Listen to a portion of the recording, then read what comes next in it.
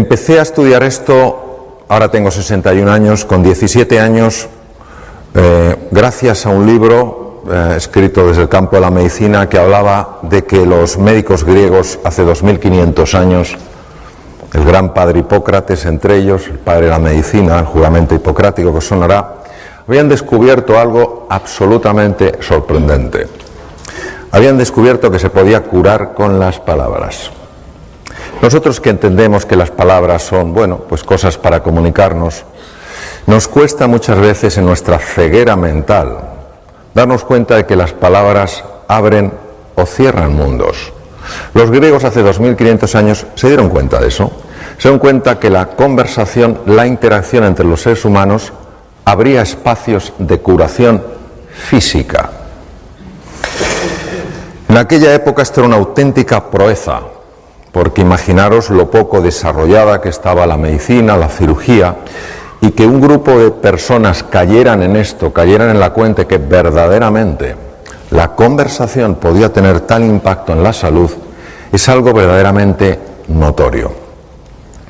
Movido por esto empecé a estudiar este fenómeno, empecé a buscar información que conectara la mente y el cuerpo, pero en aquella época no existía nada, no se había publicado nada. Busqué bastante porque todavía la medicina negaba no desde la negación dura y inflexible, sino desde que no se le ocurría que el cuerpo y la mente estuvieran conectados. Pero por fin encontré un artículo norteamericano que hablaba precisamente de esto, de una ciencia que es la psiconeuroendocrinoinmunología, que empezaba a mostrar que los procesos mentales afectaban al sistema inmune, que es el sistema de defensa del cuerpo, todos hemos oído hablar de él, nos defiende frente a bacterias, virus y tumores. Fui tirando del hilo y, bueno, tiré tanto del hilo que hace 12 años yo vi que ya tenía que dar un salto, ya no podía estar con el nivel de cirugía con el que estaba y con el nivel ya de investigación y temas de esos en el que estaba, y decidí dejar la cirugía, me reinventé, proceso muy difícil de entrada por el vértigo después de una cirugía de tantos años y una consulta muy grande, pero estoy sumamente agradecido y gracias, entre otras cosas, a ese salir de mi zona de confort, pues hoy tengo la suerte de estar con vosotros y con vosotras.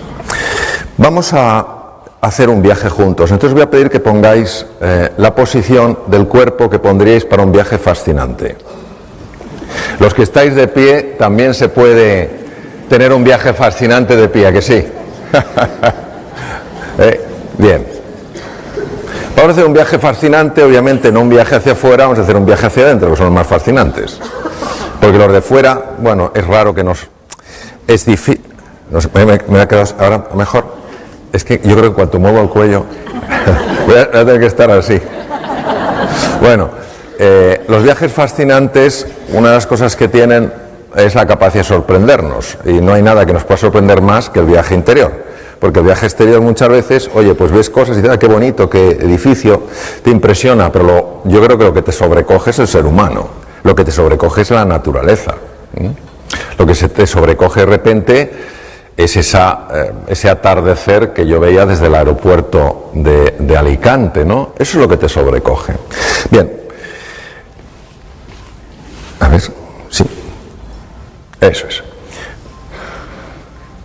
Esto es de lo que vamos a hablar, lo tenéis en el programa, vamos a hablar de la magia que hay al otro lado del espejo. Soy muy aficionado a la mitología, mi último libro es un libro sobre la mitología y el despertar humano, y el espejo es el espejo de Narciso. Narciso en la mitología griega era aparentemente un joven guapísimo, un joven absolutamente... con todo lo que una persona puede tener de atractivo, pero era muy arrogante, era muy soberbio. Él se sabía muy guapo porque todas las doncellas suspiraban por él. Y un día entró en el bosque, pero claro, Narciso en aquella época no se usaban tanto espejos, o sea, el espejo de hoy en día pues tiene su origen hace muchos años, pero en aquella época la fábula tiene tanto poder porque no había espejos, es decir, Narciso por alguna razón nunca se había contemplado. Él estaba sorprendido de que tuviera tanto efecto en las mujeres. Un día entró en un bosque y había una ninfa que se llamaba Eco. Se llamaba Eco porque la diosa Hera, la mujer y hermana de Hércules, se había enfadado con Eco y le había dejado una voz de tal manera que todo era un eco. Si decía hola era hola, hola, hola, hola, hola, hola, hola, hola. Y entonces Eco vio pasar a Narciso, que se metió en aquel bosque, inmediatamente se enamoró de él y salió con los brazos abiertos pues para encontrarse con él, y Narciso directamente la despreció. Ella se retiró sollozando al bosque y él encontró algo que nunca había encontrado, encontró un pequeño estanque, y al asomarse en el estanque se vio reflejado. Se enamoró tanto de sí mismo que quiso atrapar la figura. Se lanzó al agua intentando atraparla y se ahogó. En ese estanque mítico, aparecía una flor, que era un narciso, que recordaba de alguna manera el paso de Narciso por allí. Pues todos somos de alguna manera Narciso, no porque algunos seamos especialmente guapos, que sabemos que no lo somos, pero sí porque todos a veces nos creemos que somos un poco más que el vecino. Un poco más listo, un poco más santo, un poco más sabio, un poco mejor formado. Y esta arrogancia, este no mirar más allá del espejo, tiene enormes repercusiones. Lo que se perdía Narciso era una visión más amplia de la realidad. Cuando Narciso miraba y se veía reflejado, solo podía verse a sí mismo, estaba totalmente centrado en él y era incapaz de ver a nadie, ni siquiera a Eco. A Eco no es que la despreciara, a Eco es que la ignoraba. ¿Hay mayor desprecio que no hacer aprecio? ¿Hay mayor desprecio que ser un mueble? Que estés en un sitio, a lo mejor un sitio modesto, y que nadie que pase te saluda. Nadie te desprecia, pero tampoco te muestran aprecio. Es muy interesante lo que la medicina ha ido observando, lo que se ha ido descubriendo en distintos campos sobre el impacto que tiene esto, y por eso nosotros en nuestro viaje de aventura, en nuestro viaje de descubrimiento, vamos a ir más allá del espejo. Ir más allá del espejo no solo es profundizar, ir más allá de nuestra propia imagen, trascenderla, ir más allá, sino también ampliarla para poder ver a Eco y a tantos seres humanos que hay a nuestro alrededor. Esto que veis aquí es absolutamente incomprensible, pero es una de mis grandes pasiones. Tú ves esto y dices, esto es una cosa que no tiene sentido. Esto se llama el ojo mágico. Y si entrenas la mirada desde esta distancia, me cuesta más, si entrenas la mirada te darás cuenta de que toma 3 dimensiones, aparecen 4 planetas, un delfín en 3 dimensiones y una tortuga. Esto es así, se llama así. Mirad, lo podéis encontrar muchas figuras en montones hay libros y tal y cual, entonces tienes que adiestrar la mirada y llega un momento en que se hace 3 dimensiones y lo que no tenía sentido lo tiene todo. Vamos a ver cosas que para la mente no tienen sentido, pero que para la vida lo tienen todo. Es decir, hoy vamos a aprender a mirar de una manera especial para ver en 3 dimensiones. Aquello que vale la pena ver en 3 dimensiones. Porque cuando tú ves, yo me puedo quedar mucho tiempo mirando estas cosas, porque cuando ya tienes habilidad, que no es cuestión más que dedicarle tiempo, es que son figuras tan bonitas y dices, no es posible, o sea, estoy viendo 3 dimensiones y parecía que no había nada. Bien,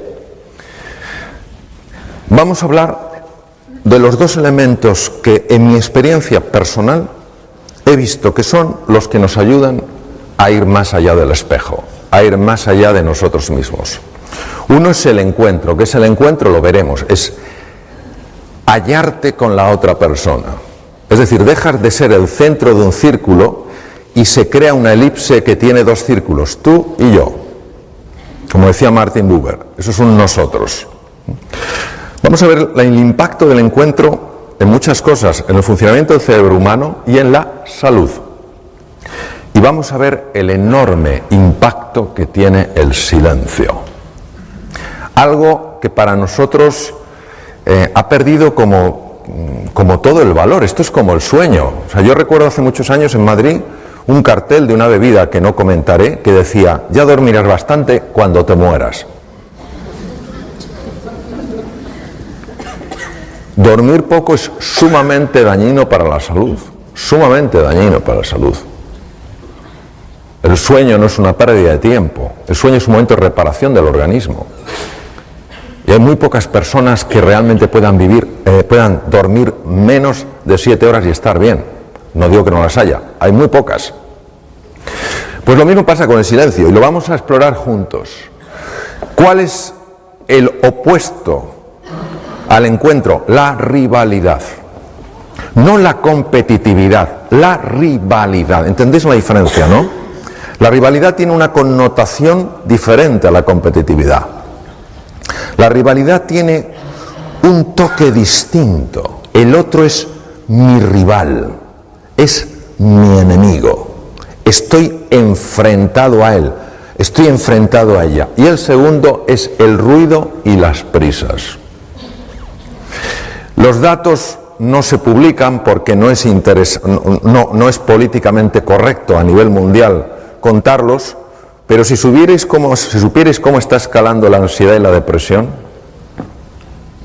Hace no mucho me invitaron a un programa de televisión de una determinada comunidad autónoma y me dijo el periodista: doctor, quiero que se prepare para la primera pregunta que le voy a hacer, porque no es fácil de contestar.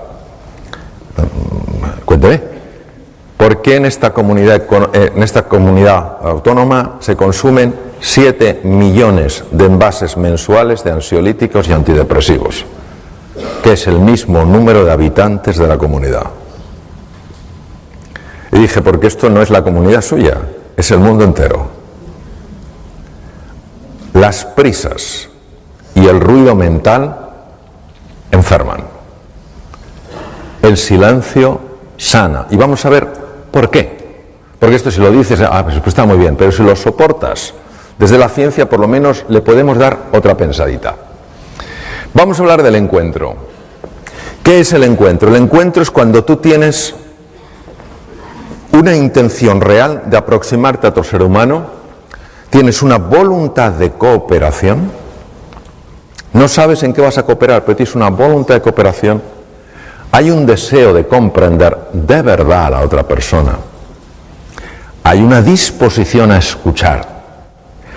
Escuchar es bastante complicado porque la mente mete mucho ruido y entonces uno no escucha porque está pensando cómo responder, y por eso es una cosa que hay que entrenar. Y generosidad en el contribuir, generosidad en el dar. Que recibes de vuelta, estupendo, pero no lo haces por recibir de vuelta, lo haces porque quieres vivir así.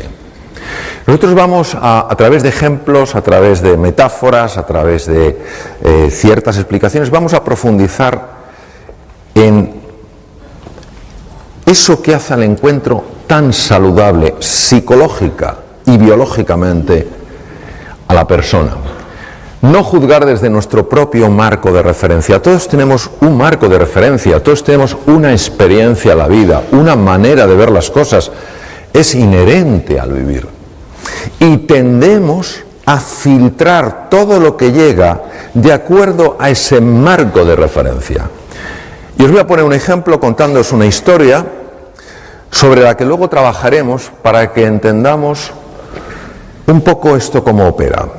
En la antigua Roma hay una historia que dicen que había un senador llamado Casio, que era muy admirado por su sabiduría, por su cultura, por sus conocimientos, y era todavía más admirado desde que hacía poco tiempo, pocos años, se había casado con la mujer más hermosa de toda Roma, y además la más rica. Esta mujer además le había dado un hijo varón, que sin duda sería su heredero, y claro, les parecía que este hombre todo lo hacía bien, era culto, era inteligente, en los debates en el Senado era siempre el que decía la cosa más relevante, se había casado por una mujer por la que suspiraban todos los romanos, encima una mujer con un gran patrimonio, en fin, lo tenía todo. Pero resulta que Casio anuncia que se divorcia de Helena, su mujer. En ese momento, algo pasa en el Senado. Empieza a haber un tumulto, empiezan a comentar entre ellos, empiezan a cuchichear. Y algunos de los que se llamaban sus amigos caen en la cuenta de que se han equivocado juzgando a este senador, que para nada es tan sabio ni es tan listo, sino que es un imbécil, porque solo un imbécil se podía haber divorciado de una mujer tan hermosa y tan rica como Helena. Un día, los tres amigos, supuestamente amigos, que más criticaban, a escondidas por supuesto, al senador, estaban hablando en una calle de Roma,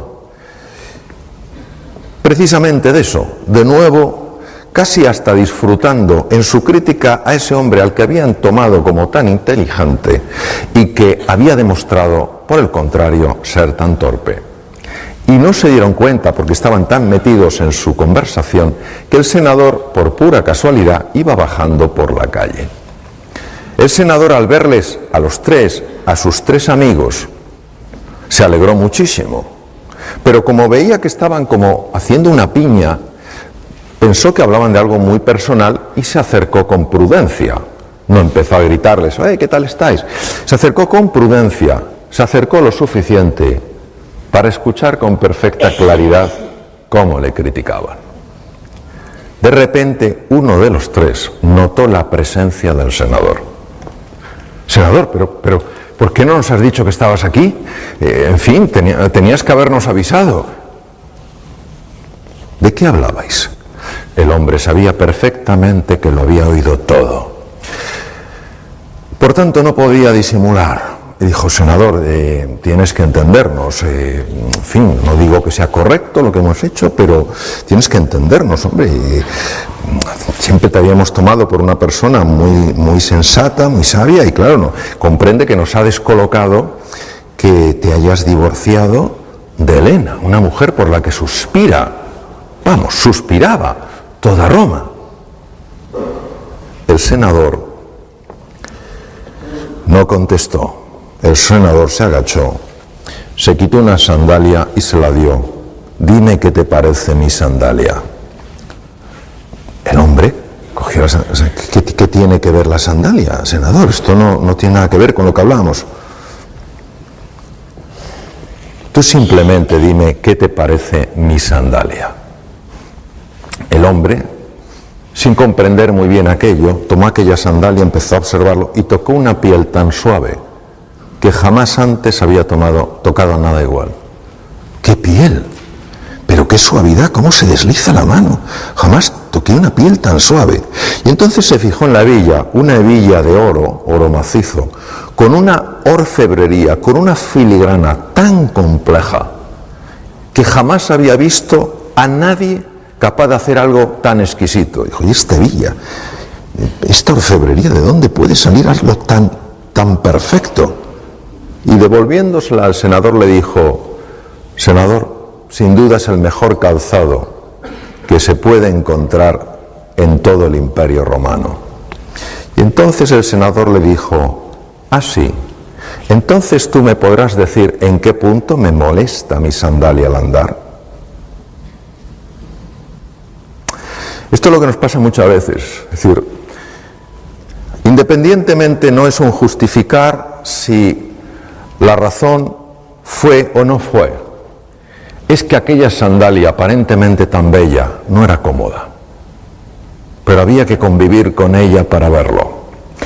Tener en cuenta que cuando hablamos del encuentro no hablamos de estar de acuerdo, estamos hablando de entender a la otra persona. Platón, el discípulo más afamado de Sócrates, el otro fue Jenofonte, decía, sé amable, pues cada persona con la que te cruzas está librando su ardua batalla. No lo sabemos. No sabemos por lo que está pasando un ser humano. No sabemos si está en un invierno en su vida. Y a lo mejor eso, no digo que justifique, pero sí explica su enfado, su irascibilidad. Cada persona tiene su historia y cada uno sabe cuánto le pesa le pesan y le duelen sus heridas. Si realmente queremos crear una conexión emocional, tenemos que comprender y apreciar su mundo, no juzgarlo. Tampoco hay que estar de acuerdo, no hay por qué estar de acuerdo con que él, el senador, se divorcie de Elena o se deje divorciar. Se trata de comprender su mundo. Y para ello, creo que lo primero es hacer preguntas desde el verdadero interés y la curiosidad. Los senadores, sus amigos, dieron por hecho algo, sin siquiera haber hecho la mínima investigación. La mínima. Eran amigos del senador, le podían haber cogido aparte y decirle: senador, somos tus amigos, podemos tener una conversación privada así. Oye, mira, nos ha sorprendido esto, ¿qué es lo que ha pasado? Y el senador habría sentido que se le daba una oportunidad para expresarse, una oportunidad para expresar su sentir. La mayor parte de las personas no necesitamos que nos den la razón, necesitamos sentirnos escuchadas y comprendidas. Lo segundo, escuchar para conectar con su mundo, sentimientos y necesidades. No podemos, veréis, la escucha es un proceso que a nivel cerebral no se puede dividir. No se puede dividir. Si estás con la escucha dividida, con la atención dividida, la tienes empobrecida. Sí o sí. Es que el cerebro funciona así. Pues es tan importante la atención enfocada. Cuando una persona está hablando, yo recuerdo, estuve en Los Ángeles formándome con una persona que se llama el Dr. Poster, y es un hombre con bastante juventud acumulada, puede tener unos 82, 83 años, y es un hombre muy gracioso porque va con un gorrito galés, es norteamericano pero va con una gorra galesa y va así, va despacito, tal cual, aunque hay gente con esa edad. Mi madre tiene 89 y va a pilates, o sea, pero él iba así. Pero cuando se sienta, eso hay que verlo, se transforma. Cuando se sienta a escuchar. Entonces, en una ocasión, yo le vi en un ejercicio de escucha con una psicoterapeuta, solo estábamos médicos, psicoterapeutas, estábamos con él trabajando, le vi algo asombroso. Yo jamás había visto a nadie escuchar así, nunca en mi vida. Era algo que se podía tocar, sentir, palpar, indescriptible con el lenguaje, inefable, no se puede escribir con palabras. Pero tuvo un efecto increíble porque aquella psicoterapeuta, que seguro que hacía un papel estupendo, como todo ser humano arrastraba heridas, salió una herida cuando tenía 5 años. El nivel de escucha de este hombre me produjo tal impacto que le dije: profesor Poster, yo he visto algo extraordinario, me gustaría que me dijera, a ver Mario, ¿qué es? Digo, yo le he visto escuchar a usted como no he visto escuchar a nadie en mi vida. ¿Cómo lo hace? Y va el hombre, y como diciendo, aquí va a haber suspense. Y me dice: es que cuando yo me siento frente a alguien, Mario, no dejo que algo se siente conmigo. Y se calla. Le digo: mire usted, yo me he hecho 14.000 kilómetros para venir por aquí, para ir con usted. No es suficiente. Diga más cosas. Dígame qué es lo que no deja que se siente con usted. Y me dijo: la preocupación. Cuando yo me siento con una persona, no dejo que a mi lado se siente la preocupación. ¿Preocupación de qué? De otras cosas que tengo que hacer, de lo que tenía que haber hecho, de lo que tendré que hacer. Y luego afortunadamente siguió y me dijo: cuando yo me siento delante de un ser humano, quiero claramente transmitirle a esa persona que ella para mí en ese momento es todo mi mundo. A ver, estamos en familia. Cuando alguien te presta atención de esa manera, ¿cómo no te vas a sentir valioso? Te sientes como la joya de la corona. Pero cuando alguien no te presta atención de esa manera, lo que el ser humano siente, lo que uno siente es: no debo valer mucho cuando se me presta tan poca atención. Procesos automáticos, por cierto. Haz que se sienta comprendida. Sencillamente. Son cosas muy sencillas, pero nada fáciles. porque la mente interfiere. Por eso es la importancia del silencio. ¿Por qué es tan importante el encuentro? ¿Cómo nos afecta la rivalidad? Nada de lo que vais a ver aquí lo aprendí en los 6 años de mi carrera de medicina, donde por cierto estudié mucho. Tuve que dar muchas vueltas por el mundo para enterarme de esto. Cuando creo que esto es esencial incorporarlo en todos los niveles de la sociedad.